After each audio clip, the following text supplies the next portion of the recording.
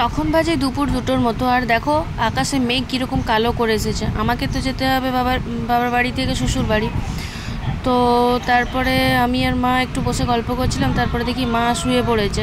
দুপুরবেলা ছিল, মা শুয়ে পড়েছে, আর আমি ঘুমিয়েছিলাম 11টার থেকে। তো তারপরে আমার আর ঘুম আসে না, আমি খালি ঢং করছিলাম ফোনটা নিয়ে। আর ওই দেখো বাবা সিঁড়ির তলে বসে, এত গরম করছিল ঘরগুলোয় থাকা যায়নি। তো বাবা সিঁড়ির তলে শুয়ে দিয়েছে আর মা বারান্দাতে। তারপর বিকেল হয়ে গেছে, বাবা দেখি খবর নিয়ে বসে গেছে। আর তারপর আমাদের জেলেদের এক বৌদি এসে এখানে তালের শাঁস, একদম টাটকা তালের শাঁস পেড়ে আর কি দিয়েছে আমাকে। তো মা বলল বাবাকে যে ওটা একটু কেটে দাও। তো বাবা দেখো দেখছে যে কোনটা ভালো হবে। তো ভালো বলতে এখন একদম কচি ছিল। তো বাবা দেখো কাটছে। আর বাবার হাতের ওইটা দেখেছো, ওই গোল মতো ওটা ওটা না দিনের দিন বেড়ে যাচ্ছে, জানি না ওটা কী। ওরা ডাক্তারবাবুকে দেখিয়েছিল, ডাক্তার বলেছিল যে অপারেশন করার জন্য। তো বাবা ভয়ে আর কি অপারেশনটা করায়নি। তারপরে দেখো এইটা কাটা হয়ে গেল। তো এইটার মধ্যে পুরো একদম জল ছিল। বাবা কাটতে আর কি ভয় পাচ্ছিল। তারপরে জলটা আমি দেখি তাহলে খাওয়া যায় যদি চামচ দিয়ে। তো আমি চামচ আনতে রান্নাঘরে গেছি, তারপর ওটা নিয়েই আমি বসেছিলাম খেতে। চামচ দিয়ে খাওয়া যায় নাকি দেখি। তো খাওয়া যাবে কি, ওটা জল তো পুরোটাই জল ছিল, ওটা তো শ্বাস তার মধ্যে হয়নি। তো সেটাই আমি খাচ্ছিলাম বসে বসে। আর ভীষণ মিষ্টি ছিল। মিষ্টি হলে এবার কি, শ্বাস তো আর নাই, পুরো জল। তো তারপর বিকেল হয়ে গেলো, বিকেল না এটা মোটামুটি 5:30টার দিক, সন্ধ্যার হব সময়ে। আর আমি যাব এবার শ্বশুর বাড়ি। তার কারণ একদিন থেকেছি, মানে বিবেকের ঘরে যে দেখবে বিবেকের কী অবস্থা করে রেখেছে ঘরটার মধ্যে। আর তারপর আমি বলি কি না, আমার ঘর চলে যেতে হবে, আমার কাজেরও ছুটি নাই। তো আমি ছুটি পাবো না, ওই জন্য থাকাও হয় না।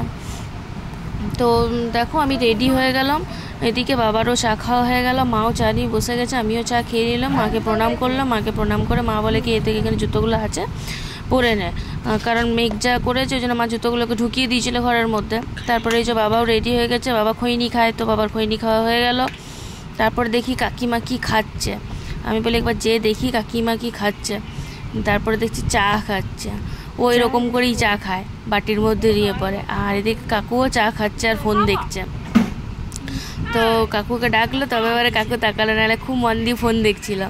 তারপরে এই বাবাও গাড়িটা নিয়ে বেরোচ্ছে, বাবার গাড়িতে অনেক দিন পর চাপবো। তো আমি বেরিয়ে যাচ্ছি, আর মা ওখানে গল্প করছিল, তো তাই একটু দেখিয়ে দিলাম। আর এই যে বাবা বেরিয়ে গেল ঘর থেকে অনেক দিন পর।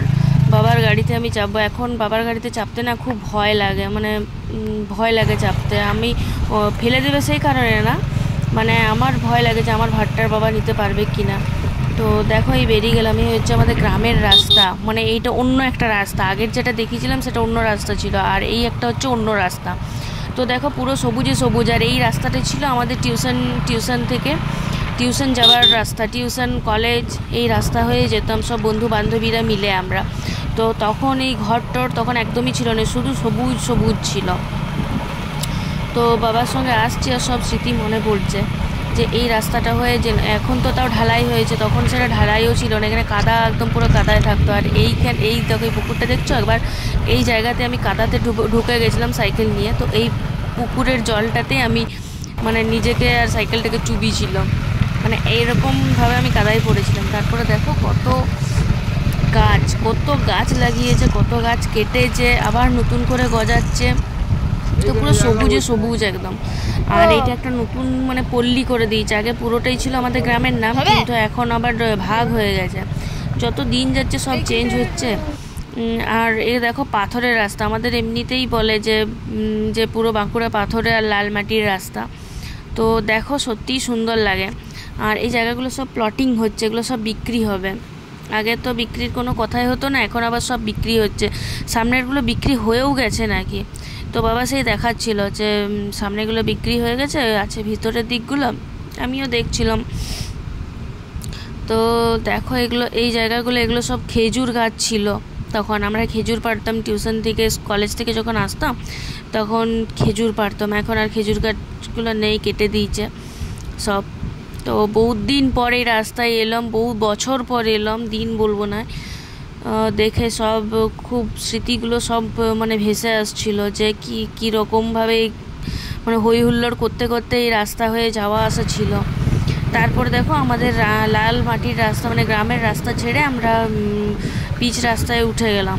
তারপর সেদিন যেহেতু ভোটের দিন ছিল, বাবা বলছে আর ভিডিও করার দরকার নেই এইখানটা, এখনই কে কীভাবে ভাববে তার কি ঠিক নাই, তো আমি ছেড়ে দিলাম। তারপরে আমাদের সতীঘাট, এটা আশা করি চিনে গেছো তোমরা।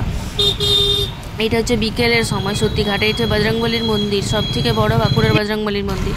তারপরে আমরা মানে আমাদের ভৈরবস্থানে চলে এলাম, বাবা আমাকে ছেড়ে দিল, ওই দেখো বাবা চলে গেল আমাকে ছেড়ে দিয়ে, আমিও পথ ধরলাম আমার রাস্তার। তো বাবা চলে গেল সেই দেখছিলাম আমি, আর এই আমিও পথ ধরলাম আমার রাস্তা। এখানেই আমার তোমরা এখানে কে কে এসেছো বা কে কে জানো আমাকে একটু জানাবে পুরো ভিডিওটা দেখে। আর এই দেখো কালু আর লালু হচ্ছে আমার সঙ্গী, আর জ্যাকি এদেরকে দেখলে খুব হিংসা করে। তারপরে গেটের সামনে চলে এলাম, আমি কালুকে বললাম যে কালু তুই দাঁড়া, আমি আসছি তোর জন্য বিস্কুট আনবো, তুই দাঁড়া। তো আমি গেটে ঢুকলাম, ভাবলাম হয়তো জ্যাকি আসবে, কিন্তু জ্যাকি আসেনি। তার কারণ হচ্ছে জ্যাকি বন্দি ছিল, দেখো বেচারা কীরকম বন্দি আছে, আমার কাছে চাইলেও আসতে পারছে না, ওকে এইভাবে বন্দি রাখা হয়। তো আমার কাছে আসার চেষ্টা করছিল, কিন্তু আমিও আর ছাড়লাম না, ওখানে থাক ভিতরেই থাকবো, ছাদে যাক দরকার হলে। তারপরে আমি ঢুকে গেলাম আমার ঘরে। তো এই জুতো খুলছি, জুতো খুলে আমি ঘরে ঢুকলাম। ঘরে ঢুকে আমার তো মাথা একদম মানে বাজ পড়ে গেলো, এই অবস্থা দেখে। ঘরটার অবস্থা দেখছো কি করে রেখেছে, একটা দিনের জন্য আমি ছিলাম না, আমার দেখে পুরো একদম মানে কি বলবো অবস্থা আমার টাফ হয়ে গেছে। এই রকম দেখে আমার মাথাতে রক্ত চড়ে গেল পুরো, যে ছেলেটা এইরকম করে রেখেছে। তার আগে জামাটা তো ছাড়ি, জামাটা না ছাড়লে আমি এত পরিষ্কার করতে পারবো না। তো জামাটা আমার ছেড়ে চলে এলাম পরিষ্কার করতে, পুরো ঘর না ঝাঁট না মুছা না ঘরে বিছানা গুছানো, কি অবস্থাটাই না করে রেখেছে, দেখে আমার একদম জঘন্য লাগলো।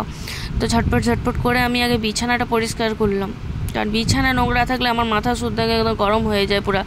তারপর আমি বিছানাটা তাড়াতাড়ি করে পরিষ্কার করে, সন্ধ্যা নামছে, সন্ধ্যার নামার পর নাকি বিছানা পরিষ্কার করতে নেই, ওই জন্য হড়বড় করে আমি বিছানাটাকে পরিষ্কার করলাম। বিছানাটা পরিষ্কার করে পর এই দেখো দেখাচ্ছে যে কী ছিল আর কীরকম করলাম। তারপর আমি এবার ঘরটা একটু মুছে নিই, কারণ ঘরটা আমি মানে খুব নোংরা হয়ে গেছে, একটা দিন ছিলাম না তাতে এই অবস্থা করে রেখেছে ছেলেটা। তো তারপরে আমি ঝটপট করে ঘরটাকে ঝাড় দিলাম, ঝাড় দিয়ে এই মুছে নিচ্ছি। তারপরে মুছে নিয়ে আর এবার আমি আর কিছু না, এবার সোজা চলে যাব চা করতে, কারণ চা না খেলে আমার এবার মাথা ধরে যাবে। তো আমি চা খাই, তোমরা দেখতে থাকো ভিডিওটা, ঠিক আছে রাখি, টাটা।